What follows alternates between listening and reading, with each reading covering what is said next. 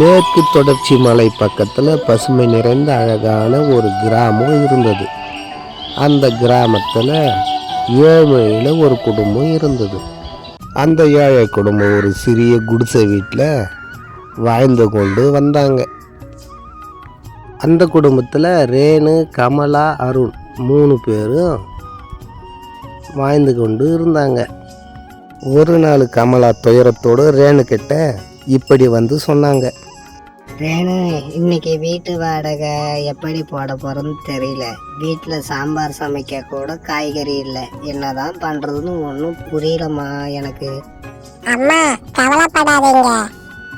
நம்ம கையில இருக்கிற சுவையை வீணாக்க கூடாது. நம்ம பானிபூரி கடை வச்சா எல்லாரும் பானிபூரி வாங்க வருவாங்க. உடனே இவங்க 2 பேரும் பேசி கொண்டு இருக்கும்போது அருண் உடனே ரேணு பார்த்து இப்படி கேட்டான். அக்கா, பானிபூரி கடையில் நம்முடைய வாழ்க்கை மாறுமா? நானும் மற்ற பிள்ளைங்களை போல் பள்ளிக்கூடம் போகலாமா? எனக்கு சொல்லுக்கா. அருண் சொன்னதை கேட்ட உடனே கமலா அருணை பார்த்து இப்படி சொன்னாங்க. மகனே, உன்னை பள்ளிக்கு அனுப்பணும்னு தான் இத்தனை போராட்டமும்.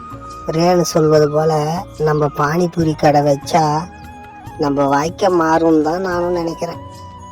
மறுநாள் ரேணு வீட்டில் இருக்க பழைய பொருள் எல்லாத்தையும் ஒன்று சேர்த்து அழகான ஒரு பானிபூரி கடையை தயார் பண்ணாங்க.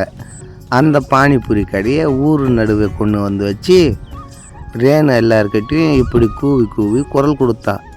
வாங்க வாங்க, எல்லாரும் வாங்க. சுவையான பானிபூரி ஒரு முறை சாப்பிட்டா எங்க சுவையை மறக்கவே முடியாது. எல்லாரும் வாங்க, சீக்கிரம் வாங்க. ரேணு இப்படி பானிபூரியை கூவி கூவி எல்லாரையும் கூப்பிட்டா. இப்படியே அன்று தினம் முழுவதும் நீண்ட நேரமாக பானிபூரி கடையிலே நின்று கொண்டு இருந்தாங்க. யாரும் வராத காரணத்தால் ரேணுவோட அம்மா கமலா ரேணு கிட்ட இப்படி பார்த்து சொன்னாங்க. என்னம்மா ரேணு, இவ்வளோ நேரமாக நம்ம எல்லாரும் நின்றுட்டு இருக்கோம். ஒருத்தர் கூட நம்ம கிட்ட பானிபூரி வாங்க வரலையம்மா. அம்மா, யாரும் பானிபூரி வாங்க வரலன்னு கவலைப்படாதீங்க. நம்ம சுவை ஒரு முறை சுவைச்சிட்டாங்கன்னா அவங்க மறக்கவே மாட்டாங்க. இன்னும் கொஞ்ச நேரம் நம்ம காத்துக்கிட்டு இருக்கலாமா? இப்படி கமலாவும் ரேணுவும் பேசிக்கிட்டு இருக்கும்போது அந்த வழியாக கல்லூரி மாணவி மாலவி மெதுவாக நடந்து வந்தாங்க.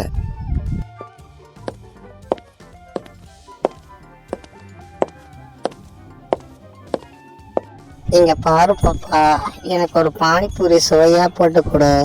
சீக்கிரமா கொடு, நான் வீட்டுக்கு போகணும். மாலவி வந்து ரேணு கிட்ட பானிபூரி கேட்டாங்க. அக்கா, இதோ கொடுக்குறேங்க்கா, கொஞ்ச நேரம் வெயிட் பண்ணுங்க. உங்களுக்கு டேஸ்ட் அதிகமாக வேண்டுமா கம்மியாக வேணுமாக்கா? நிறையவே போட்டு தரேன். இப்படி சொன்னதை கேட்ட மாலவி உடனே இப்படி சொன்னாங்க. சின்ன குழந்தை பானிபூரி கடை வச்சிருக்க, சுவை கொஞ்சம் அதிகமாக போடு. பானிபூரி டேஸ்ட் நல்லா இருந்தா நாளைக்கு என் நண்பர்களையும் கூட்டிட்டு வருவேன். பானிபூரி சாப்பிட்ட மாலவி மறுநாள் நான் சென்று என்னுடைய நண்பர்களுடன் வரேன்னு சொல்லிட்டு போயிட்டாங்க. இத்துடன் கதை தொடரும்.